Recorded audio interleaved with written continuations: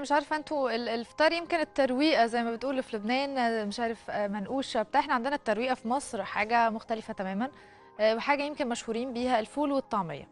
الطعميه دي حاجه من مفيش مصري ما اكلش طعميه من اول، ما لهاش دعوه بكاتيجوري معينه، لا لا لا لا. الطعميه حاجه من اشهر الوجبات الشعبيه في مصر. كل الناس بتعتبرها احد اهم اركان الفطار بجميع دول كتير عربية عندها طعمية. يعني أول امبارح زميلتنا سارية لما نزلت الشارع وريتنا الطعمية السودانية، ولكن طريقة عملها بالمصري مختلفة شوية.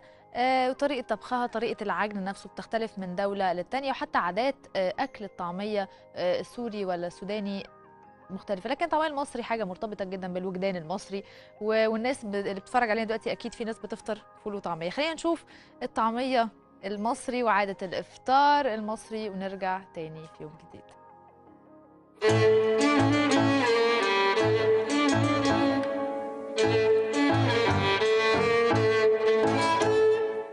تجذب المارة كل صباح بتواجدها في معظم الشوارع المصرية، وربما تكون هي الوجهة الأولى لهم.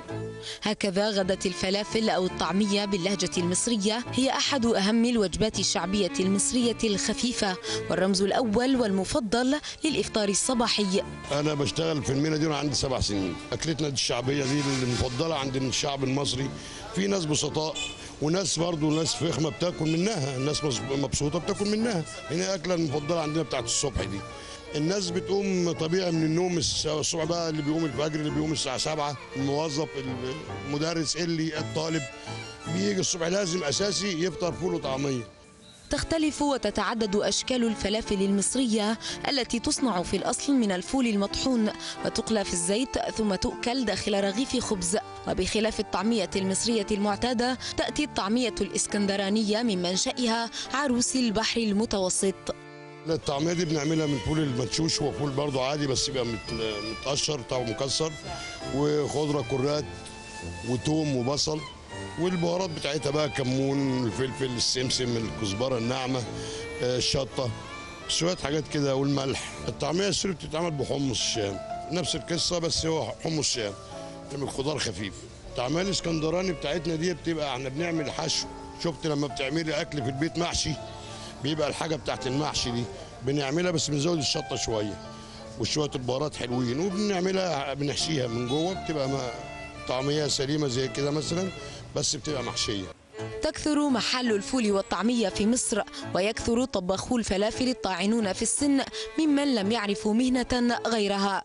إلا أن حسن الشاب العشريني يمثل قصة محيرة، فقد أصبح أحد أمهر طباخي الفلافل في منطقته رغم حصوله على شهادة البكالوريوس من كلية التجارة. اشتغل أنا تقريبا 16 سنة أيام ما كنت في الثانوية العامة.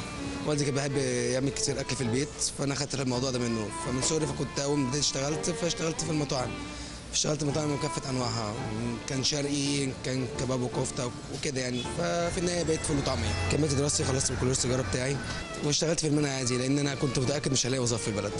تاريخيا اختلف الباحثون في أصول الفلافل عن كونها فرعونية الأصل أو أنها شامية الأصل، بجانب رواية أخرى تروي ظهورها مع الصيام المسيحي. وبعيدا عن أصولها المختلف عليها، فإن الجميع متفق على أن انخفاض أسعارها جعلها وجبة البسطاء، لكنها لم تقتصر عليهم، فتخطت الفلافل ذلك بكونها عادة مصرية قديمة اعتادها وأحبها بسيطو وميسور الحال. سارية ياسين، الغد العربي، القاهرة. طعمية يا جماعة، الطعمية دي بانواعها بقى المختلفه. عندك طعميه اسكندراني، طعميه محشي، وعندنا كمان في مصر مش كلنا بنقول عليها طعميه، يعني الاسكندرانيه بيقولوا عليها فلافل، وفي دول تانية بتالي سوريا ودول بيقولوا عليها فلافل. بس الطعميه المصري حاجه ركن اساسي من فطار المواطن المصري، من اول رئيس مش عارف ايه لحد اي حد في الدنيا. المصري مفيش مصري ما بيفطرش فول وطعميه، وهي دي الوجبه اللي زي ما بيقولوا كده بتسند بالبلد يعني.